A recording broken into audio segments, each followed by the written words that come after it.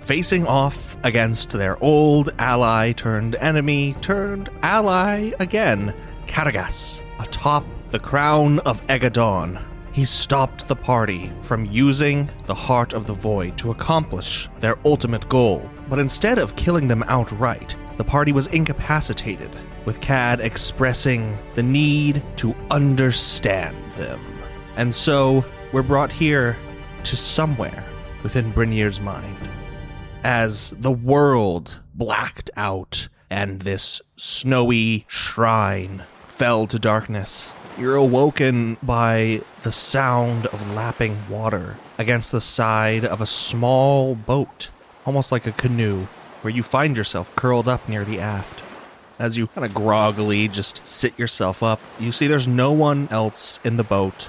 The river is unfamiliar, as is the landscape, though it is vaguely patterned after your Dämlik homeland.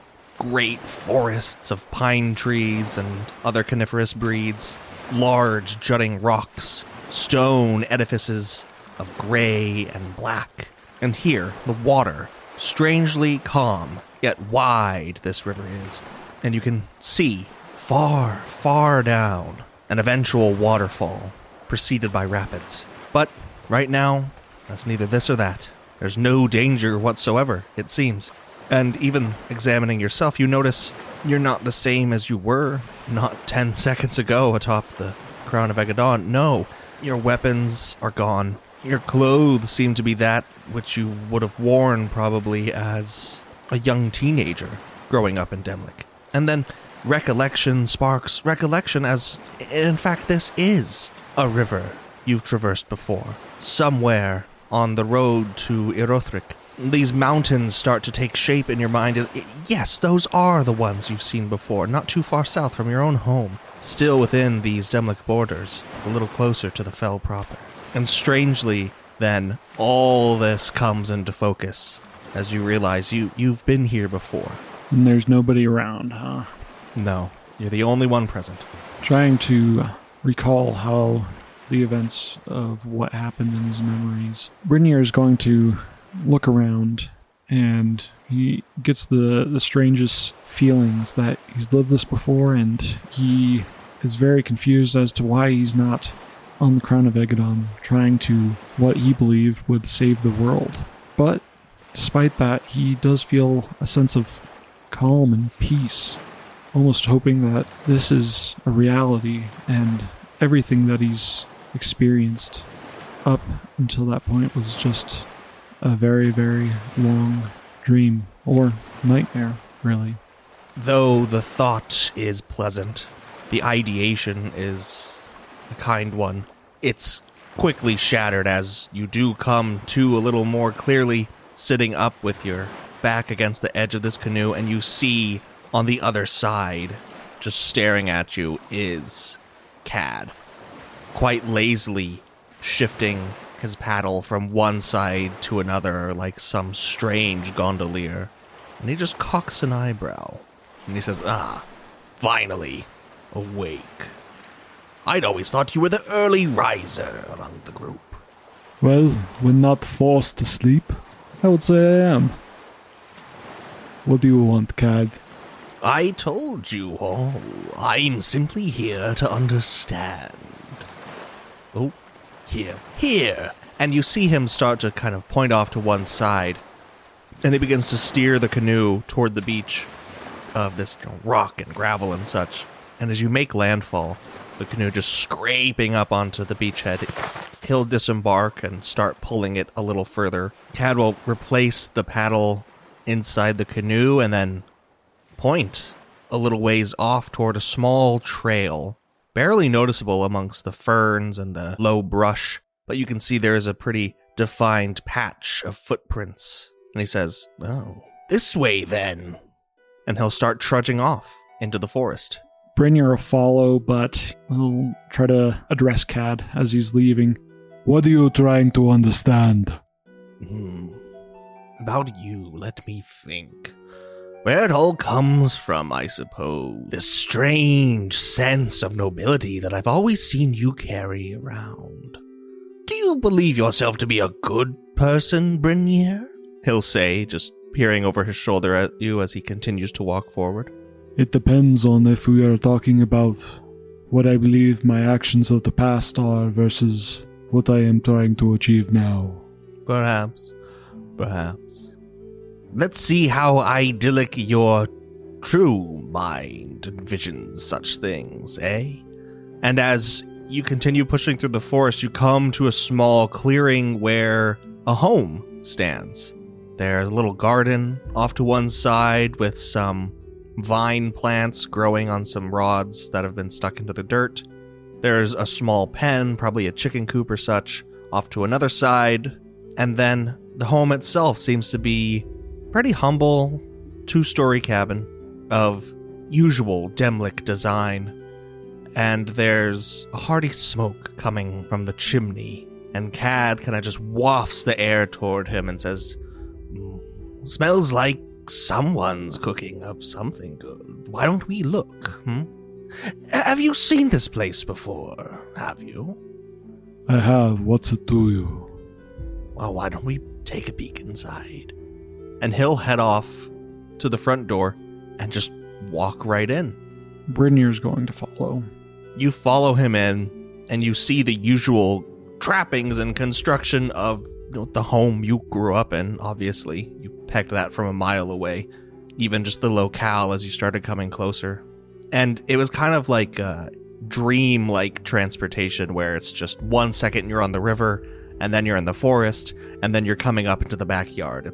Nothing makes logical sense. There was no travel time. It's just you're here, then you're there, then you're here. And now, stepping inside, looking out the windows, there isn't a clearing or such. There's the neighboring village down the hill where the other houses and homes were, and the different structures that made up your neighborhood, for lack of a better term.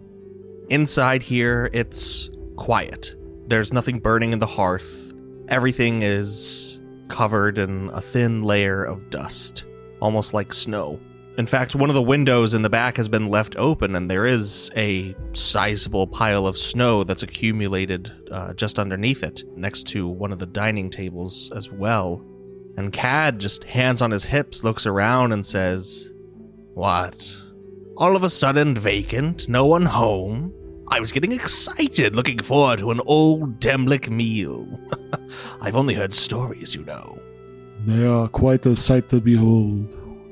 But what does it matter? How is this helping you understand me and what I am trying to do? You tell me. You're working from the assumption that I brought you here. I did no such thing. Nor have I done such a thing with your companions, or am doing. Whatever we experience in this place is entirely the fabrication of your own mind. You brought us here, Brynjir. So, what do you want me to learn from this place? My people are not necessarily a normal one. We have a few things that are outside normal for other humans. But the emphasis of the Dämlik community, their culture, is one of respect and family, to honor those that have fallen and to give respect to those that deserve it. This is a standard home, not one of lavishness and riches. While there can be more extravagant homes, the people look out for one another and try not to have too much excess. They try to keep everyone happy. I wouldn't say any of that is new to me. I've read of the Dämlik, of your people, your customs, traditions. I've met a few of them, more than a few, during my time in the human lands. No, you won't startle me with any revelations of your peculiarity. Why's the home empty, Brynjir? Where are your parents, your siblings? Perhaps they are at the forge. Really? And he takes 2 fingers and he just wipes the tabletop and holds up the huge accumulation of dust. It is very likely that they have fled. Why? From my limited knowledge, of how the world is. It doesn't seem like any place is good. Perhaps not. But this is simply from your mind.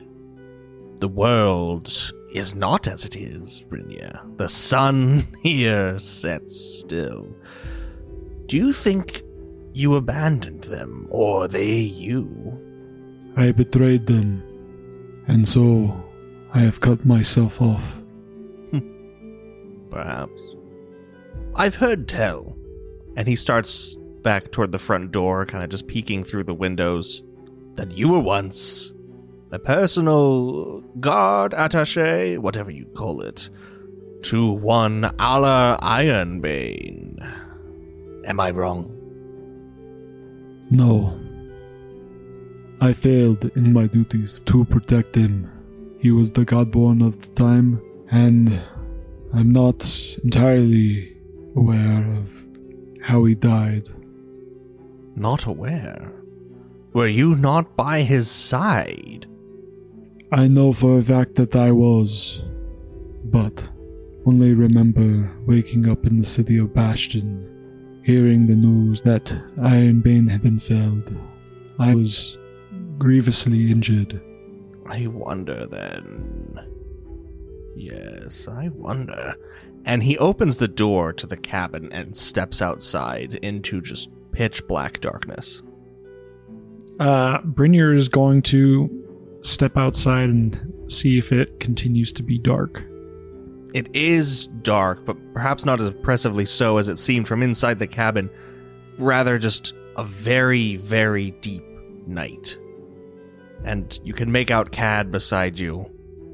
There's still some snow in the air, a cold chill on the wind, and an eerie silence permeating through it all. There's a smell, too, wafting around of wood fires burning, though you don't see any light. This is a very strange night. It almost seems like it's too dark. Kid, unknown on the eve of a battle, to manipulate the light in such a way. I believe it was used as a demoralization tactic, though I never put much stock into the thing. Besides, that you humans would even pose a threat to our armies was a laughable concept amongst most of the kin anyhow, myself included. I believe we're on the eve of some battle then. Perhaps a battle that you, and he just taps his head and points to you, only ever saw up here. And again, he'll tap his forehead. What do you mean? Why would I not remember? You said yourself. You weren't present for Ironbane's death, were you? Gravely injured and taken away days before. Perhaps that could be the case, but if this had anything to do with my injury, wouldn't I be able to remember the events that led up to the incident? You were never here, Brynjir. Don't you see? This is simply what your mind created of the incident that you heard. Besides, I think we've got some facts wrong already. The battle didn't happen at night, and Cad snaps his fingers, and suddenly it's daytime. And you find yourselves at the bottom of a small hill with a large field stretched out in front of it. On said field are hundreds, thousands of soldiers, human soldiers, Tails, Fellfolk, Dämlik, all in mostly mismatched armor, though some seem to be organized regimentally. The only one really standing out is a man on a horse in sleek steel plate, engraved and trimmed with gold and silver, that you recognize all too well as Aller Ironbane, the was Godborn that you had been sworn to protect. And as the sound after this sudden shift from night to day starts to catch up with the visuals, the crickets and evening sounds fading to this daytime din of spears clanging against shields, you see on top of the hill are lines of immaculately clad kin. And you see and hear Ironbane speaking, but you only catch glimpses of it. Of this moving speech that he seems to be delivering to these troops for a battle that you were not present for. And his voice booms, though he himself was very young. You hear him, "We will not be moved by spears or swords. We will not falter in our..." And his voice is overtaken by this cacophonous roar of metal on metal. Slow at first, and then faster and faster as the kin bang their spears and their swords against their shields more and more and more. And Cad just looks over at you, and above all of this, you can hear him perfectly. "Shame you weren't here to die alongside him." "No." What are you getting at? "I mean, tell me, please. Do you believe he would have survived had you been here?" Perhaps. I could have convinced him to leave, to save himself. I could have bought him time. "Then you're simply trading his life for yours." And so was my duty at the time. "So death is an inevitability." I would say that death will come to all eventually. "Perhaps just more expedited, depending on who wields the instrument."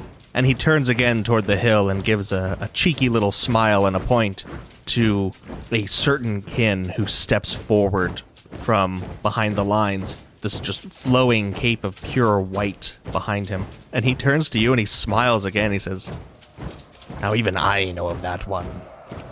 Good that your little insect brain could piece together the accounts. Do you know who that is?" "Of course not, you don't." "And it doesn't matter his name, but he would have brought death upon you, as he brought death upon your precious Godborn."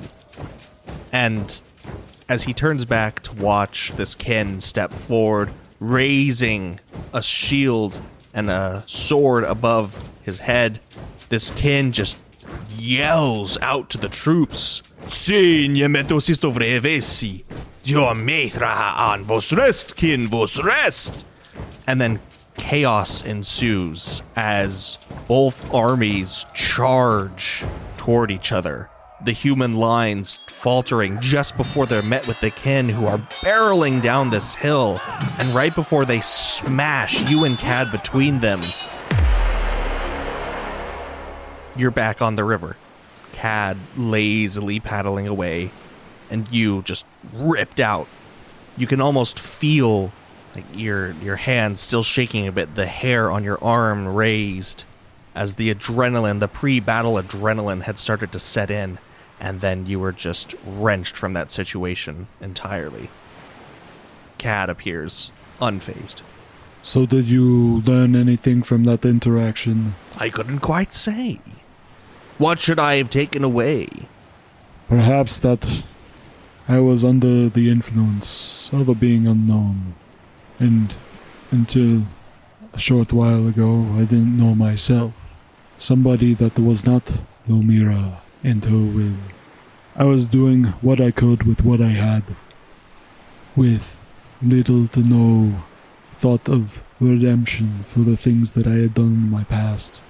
This is the one thing that I thought I could do to atone for killing those dearest to me. "What? Giving your life in service to some false prophet? Of a religion you don't subscribe to? Of a faith you hardly believe in?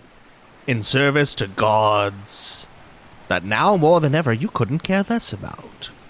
I was very blind and consumed with regret and my own weakness, not being able to stop those influences that made my choices for me.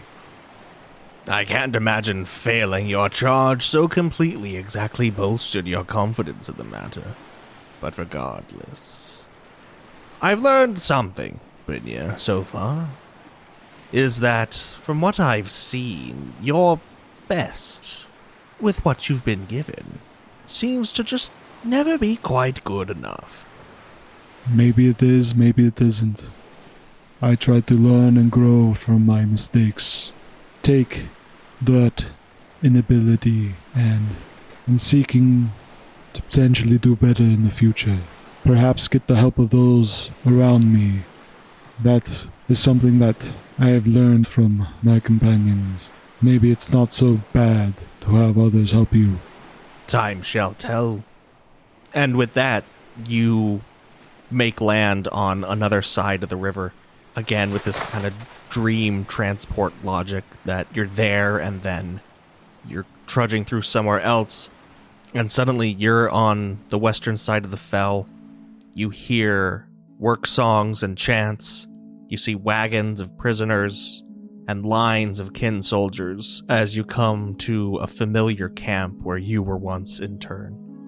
Cad, looking around, looks at you and says, "Never seen one of these in person. I knew they existed, but I didn't think the hegemony at the time would spare the resources. But no, look at them, humanitarian after all." Humanitarian. Interesting connotation, that.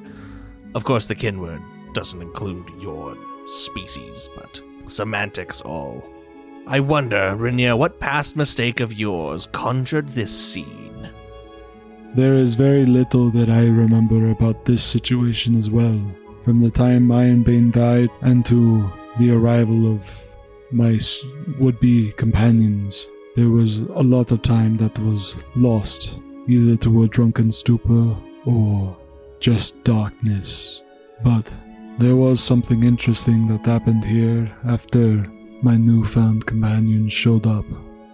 We ran into a Veilor, very strange occurrence of the time.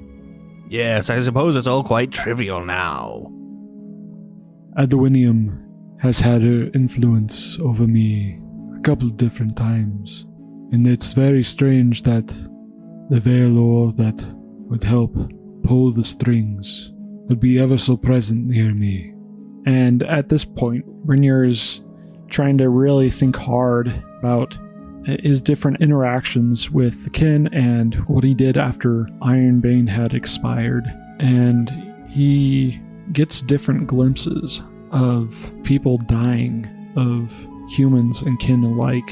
It's almost like a montage of deaths and a strange figure clad in armor that was doing these killings. And at some point, he realizes that he's in the point of view of the person clad in armor, just showing up in different places and doing mindless killing, or what he thinks to be mindless killing.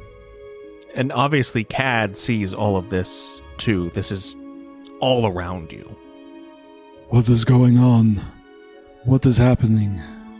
I think, dear boy, you were put to use. Don't judge yourself too harshly. Your skills, I'm sure, are very useful to those that seek them and need them. And a mind such as yours is malleable when touched upon by powerful, kidlish sorcerers. However, Brynjir, let me shatter some illusion for you. And suddenly you're right next to the mess hall after this series of flashes of violence from going from that to then from before of being outside the camp. And Cad will push open these large doors, and you see people scattered about. Everything is grainy here. It's fuzzy. The color seems to have been sapped away. People are frozen in time, in motion. There's one table in particular. A large wooden plank seems to have been smashed from it. And the parts that remain on the table, on the splintered wood, are covered in blood and bone and broken teeth. And simply sitting at the table, passed out, next to an innumerable number of mugs and bottles, is a long-haired, disheveled mirror of Brynjir. And on the floor, at the bloody side of the table where this panicked crowd has gathered around or run from, view this almost as like one of the after-death scenes in Oberdin, if you will. This person has just been brutalized. Their face is a pulp. What you can make out of one of their eyes is rolled back in their head. Their jaw is split up almost toward their ears, where they were taken and just smashed onto the edge of the table like a curb stomp. And Cad just walks around, and then he steps behind the you in the scene, and he'll just wave his hand over your head, your shoulders, your back, your arms. He'll pick up one of the hands and just let it drop onto the table where it flops back into this still scene. And he'll cock his head and he says, "You see, Brynjir, you ascribe so much to greater power, but look for yourself." And he'll point and then motion to the dead man on the floor. "No strings." Perhaps they were just done with me. They? The gods. They had no further use at the time. Did they ever? This. He'll orbit the scene again, just walking, his footsteps unceasingly loud, echoing throughout this mess hall. "You're doing. Not theirs," he'll point ambiguously to the sky. "Not Aduinium's, nor Lomira's, nor some order of a wayward godborn. No, I believe this was just who you are." Perhaps you are right. I am just a monster, feigning to do the right thing. Brynjir will look pretty defeated at this moment, realizing that perhaps it wasn't the gods that has been manipulating him this entire time to lead him to where he is at now, that perhaps he gave into his frustrations. He realized that perhaps he liked the power, he liked the violence, and was willing to take on any opponent and punish them for thinking that they could do better than he could. Cad will circle back to behind this visage of Brynjir and kind of pick him up by his sopping wet locks that are seemingly drenched in beer. And he just looks at this face that this Brynjir's making, completely passed out, unaware, a small cut under one eye, but barely any bruises or anything to show of any altercation, and whatever blood is spattered on him is certainly not his own. And then he just drops him again with an unceremonious thud as he rejoins this frozen scene. And Cad says, "A man with such a heart. Should that man use the heart of the void when given the chance? What world would you bring into being, knowing that this," and he points to the man and to Brynjir, "is more than just your nature? That is what you all don't understand about using the heart. You bring with it everything. You know from intent it is not so simple as voicing your wants and getting what you deserve. No, it never is. It never will be. The heart is no different. Whatever this is, whatever all those things were, betrayal, guilt, loss, shame, whatever world you would make, you'd bring those with you." And then, in the blink of an eye, you're on the river again. Cad lazily paddling you on the floor toward the aft, a few paces away, in this longboat, this small canoe thing. Perhaps you are right, Cad. I would bring these things into the world. But I think anybody would. There is a choice for individuals to make how they are going to be, and I will have no control over that, and neither will anybody else who uses the heart of the void to change the world. No, you're wrong. There is one that could. What I've been saying all along. And perhaps she met all of you, perhaps she could have. But now I'm not quite so sure, seeing how insidious your own insecurities and failings are, how they've worked their way with a surety into her. I wanted to make her the perfect heiress to a perfect world. And unfortunately, she met you. You all poisoned her. Unfortunately, Cad, I don't think there's any way that a perfect world could be made where Luna could have high ideals and make things good. I don't think she was infallible as you seem to make her to be. She was like that before she met us.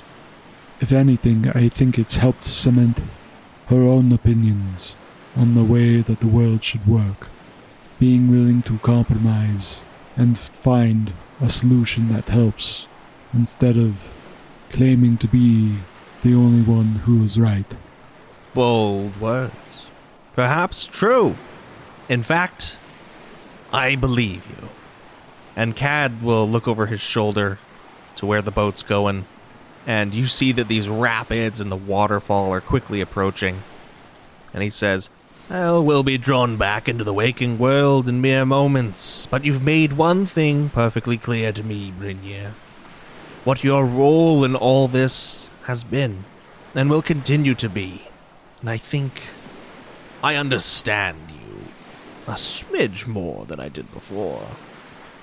And now I know it's been cemented, as you'd say, that next time you will not be a factor at all." And then you've got like 10 seconds before the boat hits the rapids and goes to the waterfall. It does not matter if I impact the future. It was never my place. I will see that someone who can make the choice and be good about it gets there. Cad, as the rapids start to roil around the boat and draw you closer to the waterfall, turning you around to where now, Brynjir, your back is to the waterfall and Cad is watching it come closer and closer. He'll just shake his head and smile as this noise overtakes you and this white water overtakes you. He just says, "You're right. Unfortunately, you won't get the chance again." And then you are just smashed with this wave of water that drowns everything out. This ringing in your ears quiets as your vision fades to black. And whatever plane this was, whatever portion of your mind, you're freed from, and you return to the crown of Aegedon.